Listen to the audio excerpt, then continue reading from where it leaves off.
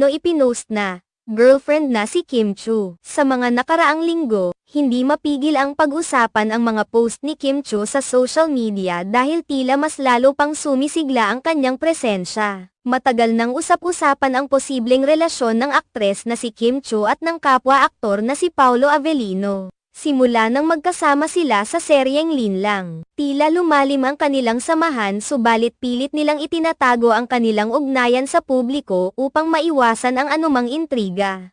Ayon sa isang mapagkakatiwalaang source na malapit sa kanila, nararamdaman daw ng dalawa na nasa dating stage na sila ngayon. Ito ang posibleng dahilan kung bakit umiiwas sila sa mga tanong ng mga netizens tungkol sa tunay na estado ng kanilang relasyon. Dahil sa kanilang regular na pagkikita sa mga programa at show sa ibang bansa, lalong napapansin ng kanilang mga tagahanga ang kanilang pagiging magkasama. Gayunpaman,